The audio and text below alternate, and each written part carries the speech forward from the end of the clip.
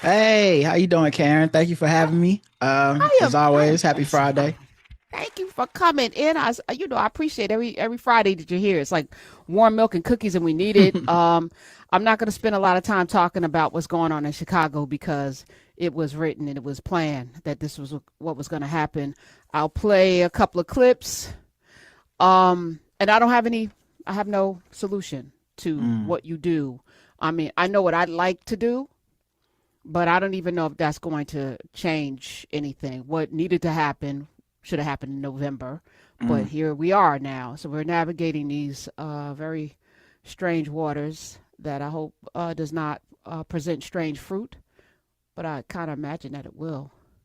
Yeah, So we're here, yeah. and it's Friday. So have you seen the images of I them have not. I have not. rappelling in from helicopters? Like they think they're in one of these damn Stallone movies or something. Like what are we doing?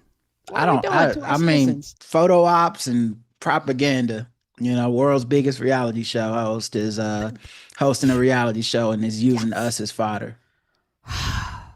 And it would be all of the jokes if not for real people having real problems. That Hmm. I can't imagine going out one young lady to take her garbage out. That's something like good people take their garbage out and then get snatched up.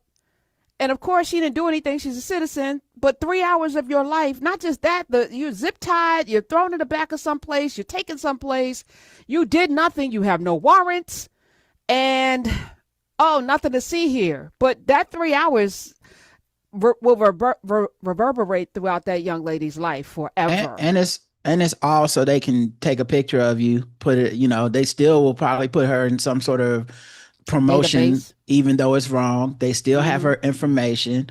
And then for that 3 hours, you don't know you're gonna be okay. Because That's we've right. had people who thought they had, who in other under other presidents would have had rights that they had agreed to previously, and there would have been standards and practices for the ways we handle these things. They are violating that, and judges are having to go back months after you've been out of the country possibly to be like, oh yeah, you weren't supposed to do that, and then they're not complying with the orders to make things right. So that 3 hours is 3 hours of hell because you don't know that you're one of the ones coming back to your family, or if you're going to be one of the ones we're talking about months later, the Supreme Court having to rule on. On the other side, I think the media, and I can't talk enough about it. And again, I'm a former journalist, Pulitzer Prize winning, Polk Award winning, editorial page writer, and journalist, news reporter. This this complicity, there've been a few saying, "Hey, wait a minute, that's not true," but it should be across the board an agreement that we will not let any lies stand. Mm-hmm. So I'm gonna play a clip from Lawrence O'Donnell, who's also, not a trained journalist, but he's on TV every night, and he's got a crack staff. I know there's like 10, 11 people that put a show together and do research and stuff. So he's fact based. It's one thing that this man I do respect that he has put the time in. But he had this thing to say about the media, and I agree with it. Play it, Smith. The New York Times is still the greatest newspaper in America by Wait, far. pause. And one I of the don't greatest agree with newspapers. that. Hold on. That's not necessarily true, Lawrence O'Donnell. I'm sorry. I just said we're not letting no lie sit. That is not necessarily the truth. That is not the truth. That is an opinion. It's not rooted in fact. Okay, continue.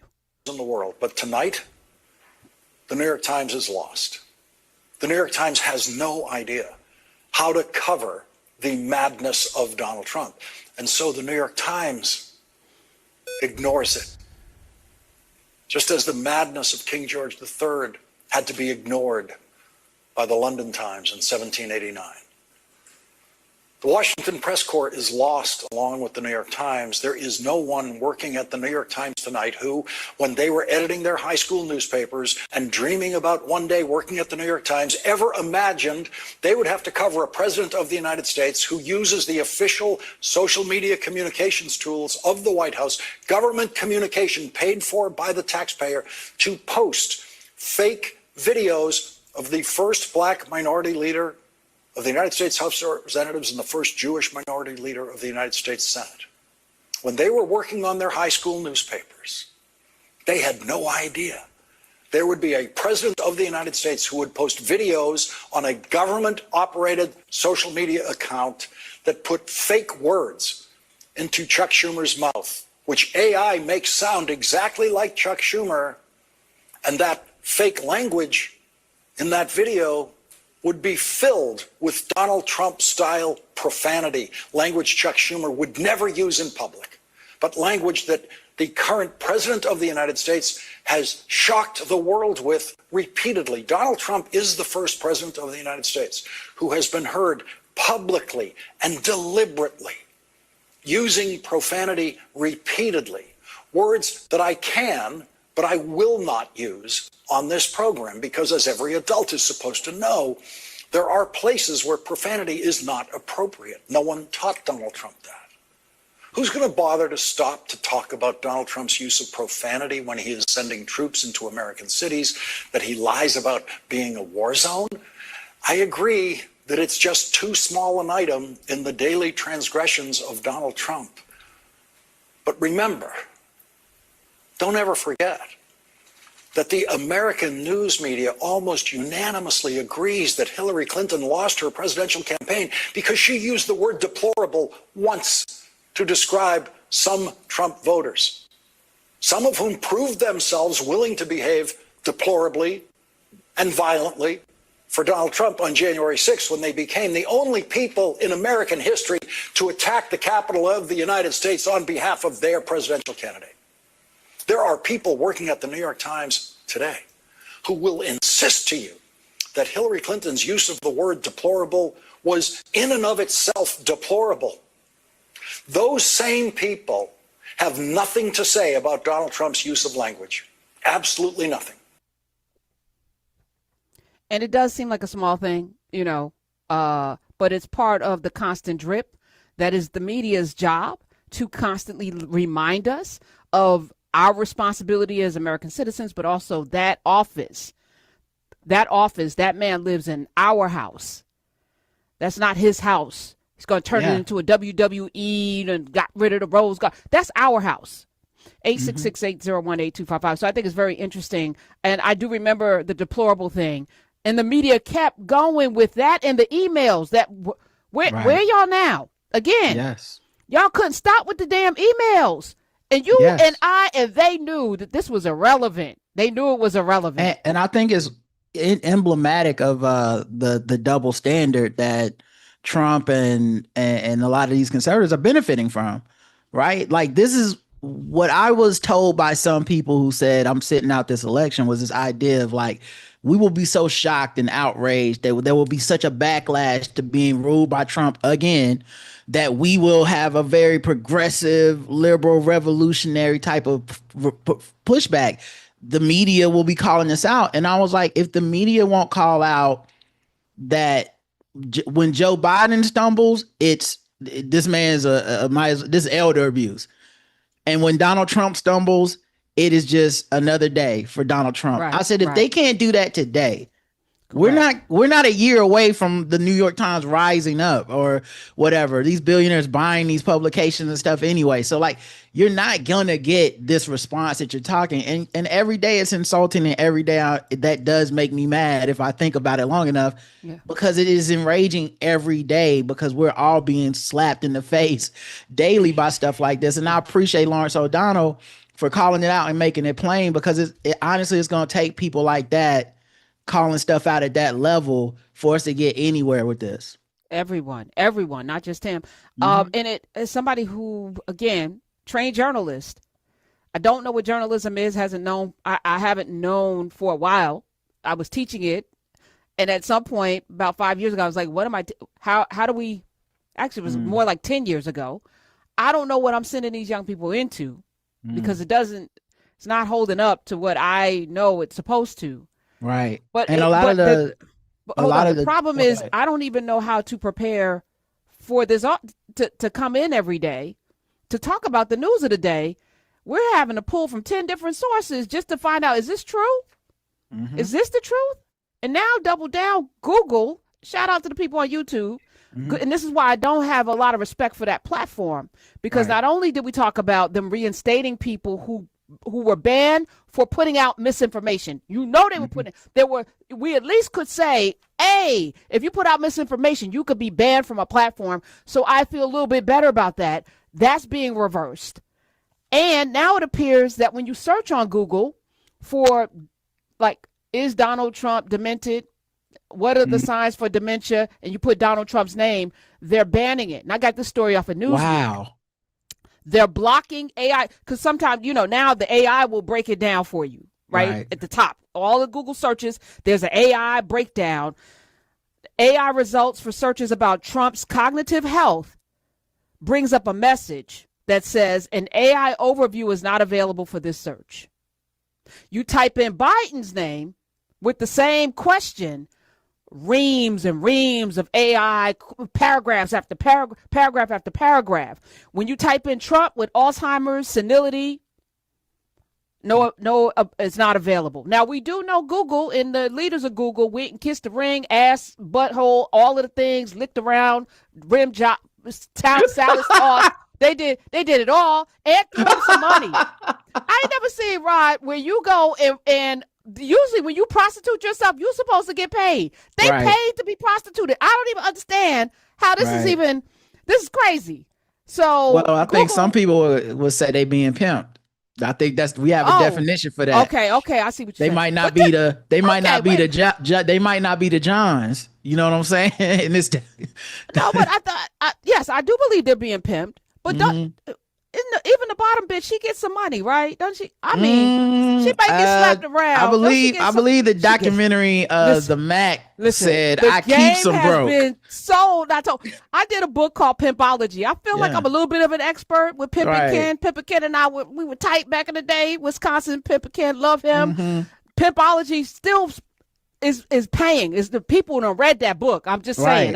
I kind of got, I kind of know some things, Roderick. And I'm saying, you might get a little smack here. You're going to get something. You're going to get something. I mean, they take care of them, but other than that, I keep them broke. You try to get some money, we about to lose our mind. Like, they know what they doing. Oh, okay. Also, Apple has taken down the apps. We were, people were being really smart, putting up apps to tell people where ICE is, like a kind of a ways for ICE. Apple has now, and these were crowdsourced apps, in the vein of American exceptionalism, people rising up and doing things and inventing things in real time. Nope, Apple has taken down the app that uses crowdsourcing to flag sightings of U.S. immigration agents after coming under pressure from Trump.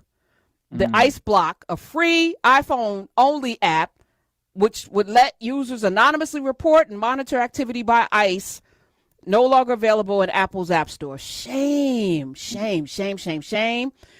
I'm thinking maybe the Ring app, because I done found, y'all be asking, is that a gunshot? Can you help me find my pet owl? Like, Ring be telling us stuff. Can we turn that into the thing? Because they're not going to get rid of Ring. Nextdoor? Y'all ain't using Nextdoor for nothing good. Nextdoor.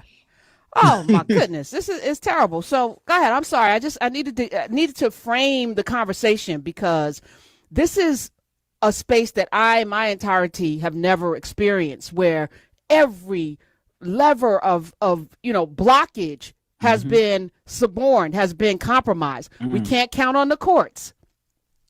We can't count on police. Well, we never could.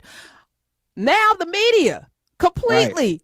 Tech, which is supposed to be in business to make money, we the people supposed to direct and we're the consumers.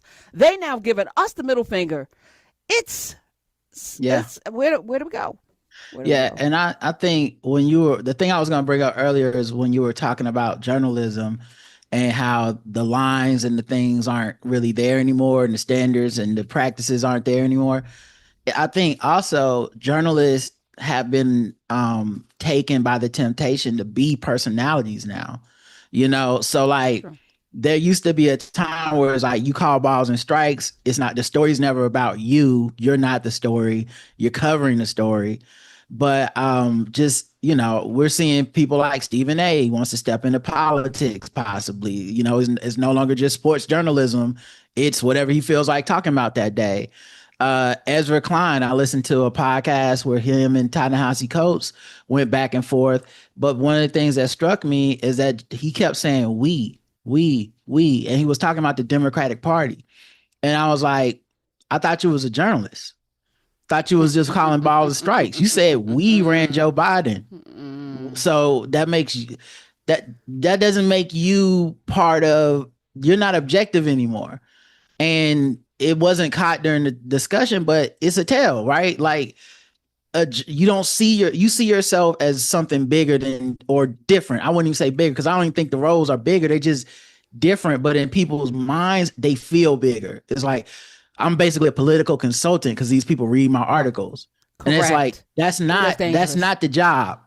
That is not. It is not the job, especially as somebody who can also shift and shape news, because he's an editorial director over here. He's in held positions where you get to tell reporters which way to go. Because to say that, so and like one of my things I noticed about Klein, because I used to listen to his podcast, and he was banging hard on they got to stop running Joe Biden way before everybody else. He was like the first one. And then when they actually said Joe Biden stepping down and someone's taking his spot and it's probably gonna be Kamala, he kind of flipped into this, hey, this isn't my responsibility. I didn't do this. I had nothing. All I did was report on the topics that were at hand. And I was like, okay, so you were just being a journalist. But then when you're saying we were going to run Joe Biden, now I'm like, that's not just being a journalist. I'm sorry, you acting like you were part of something, which means you get some of the fallout for your role in the part you played. You can't be like, right. You can't have it both ways. And so I think those people that we used to could depend on to just be like this, at best, they're a face that looks at a TV screen and tells me the news, but they are not the news. I feel like almost all of that's over. A lot of people view themselves, the allure of being somebody, like celebrity somebody, is strong for folks. And I think that has compromised that entire institution. It's also our fault, Rod, because we don't have enough media literacy. Right. We don't have enough civic literacy to be able to even suss it out. They don't teach it in schools. And we are literally being hit with fire hoses of screens constantly. And if it, there's a scripture about itchy little ears. Like we want to hear what our itchy little ears want to hear. We don't necessarily want to hear the truth. So if it satisfies our itchy little ears, we're down that rabbit hole. And the more theatrical, or the more, that voice or that face, we're so caught up in these superficial things that matter not. Somebody called up yesterday, like, I could not stand your voice. I was like, I said, but what kept you here? Right. The content. Okay. All right. I could live with that. Because that's a mature person that you work through your own personal insecurities about how my voice is making you feel to stay for the content. That's what a grown person does. I do wonder what they teach in the schools now for the kids. Cause when I was coming up, we had that whole lesson of who, what, when, where, why for journalism, and how if you was being freaky that day. And so it's interesting to see, I don't even know who you use as the blueprint to teach in the class these days, because so many people are violating just even those 5 tenets of you at least need to have this. And in a news story, that should be in the first paragraph. Yes, that's what I learned. I should not have to fish through to get there. That should be in the very first paragraph. Yeah. A person should be able to know who, what, when, where, how. You may not know how something happened. Right. But that's the first paragraph. That's interesting too, because you just made me think about in the internet age where people just read headlines, and where you get paid really off the website. So you need people scrolling. It's interesting how many articles don't have that in the beginning now, because they want you to go down past 3-4 ads before they tell you something obvious, like why you're reading the damn article. That's right. What's the solution to that? I don't know. But I wanted to set the framework, because my what to watch list, number one on the what to watch list, kind of deals with where we are right now. It's so prophetic. But before we get to that, 866-801-8255, I'm going to go to a break because I'm going to take callers. We're streaming live in YouTube, and they don't have to, they don't need to hear the callers. You know, that's people pay for it to be on these airwaves. So we're going to pop on off. And when we come back, and I think everyone on YouTube, we're experimenting. I'll see how this goes because, again, I don't trust the Googles. And fortunately, you know, unlike some of y'all's favorites who are making their income off of YouTube, they are driven by a different rubric. And y'all need to understand this, right? They're driven by your engagement, right? Because more engagement, more views, more money. But are they driven by the truth? And are they driven by YouTube ain't my home. This is my home. This is where really Newbie is my home, but this is where I am. You know, this is the space that we are broadcasting from, and I'm very grateful and appreciative of it. But for people who only have those spaces where they depend on you to view and click on and whatever, those headlines become important and those sensational things become important. I'm not driven by that. And when the platform is not reinforcing a commitment to the truth, when they're letting people back on who had misinformation out there, that lets you know what the incentive is for everyone on the platform, right? Because they telling you views. The truth be damned, wrong, right be damned. Like Correct. Whatever it takes to get the views justify itself. That was one of my issues with the way people were lionizing Charlie Kirk after he passed, was that so much of the respect that people have for him was just his ability to draw attention. If you know, know, in math, they have a thing called absolute value where, you know, we know negative numbers, we know positive numbers, right? But absolute values it takes the negativity and positivity out and just says the existence of the number is the only thing that matters. So negative 140 or 140 positive, no difference. And it felt like that was the equation people were using in the wake of his death but look, millions of people were checking it out what he was saying. And if you were to say, but if what he was saying was bad, it's like, no, but he was doing something right because people were listening. That's the incentive of those platforms like YouTube, where they take out the idea of morality and the idea of what's good for society. Correct. So anytime somebody said I did my research, and I was like, what was your research? It was a YouTube video. I'm like, right, sir, ma'am. Come on. You know how many times somebody sent me a fake AI video? I'll be so disappointed. We were this close to putting a video out, audio this week that was AI. Smith caught it. I was like, and it was the WNBA. It was the WNBA. There was a video of Kathy Engelbert saying all of these things, and it wasn't her. And now they have, oh my God, did you see the story? They have an AI actress. But she got an agent, AI generated actor, Tilly Norwood. Tilly Norwood is not a real person. She is 100% AI generated, created by a Dutch producer and comedian, Eline van der Velden, founder of a company called Excoia. Xicoia. I don't know. My mouth does not hold Sweden in it. The Dutch, whatever. So it bills itself as the world's first artificial intelligence talent studio. I'm putting air quotes around talent because here's the thing I know about AI: it don't have a soul. Right. You know, the mistakes of a human being are what make us really great, I think. Yeah. The flaws in us, you know, the one crooked tooth and the way we split. And I don't want to watch. Beautiful. I don't want to watch a machine do robotic acting.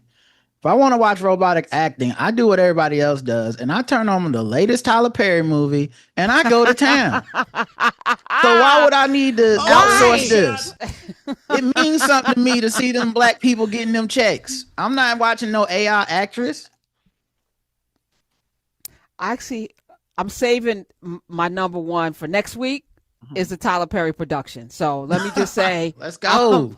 I'm that person too, Rob. We here Let's with get it. 'em. We with it. Okay. All right. So, but 866-801-8255 is the number. It's the Karen Hunter Show. Roderick Morrow is sticking around. We're going to get into what to watch because I also want to talk a little bit with you about the WNBA and how they are standing on business. And I think in many ways showing the way, the truth and the light for how y'all get your power and how you hold people in power accountable. Oh my goodness. It's been, Tyrese Gibson was arrested. Y'all need to hear about that, or maybe not, but I'm gonna talk about it anyway because I'm here with Roderick. We got a lot of other things. And are you light-skinned in it? I wanted to bring back that conversation from last week that we didn't really delve into, but why not? It's Friday. This is what we do, y'all. Friday. Listen, there's a lot of stuff going on in the world that we can spend 3 hours talking about. Right. But the one thing they not gonna steal is our joy. Let's get foolish. So when we come back, Foolishness Friday in full effect. It's the Karen Hunter Show. We'll be right back.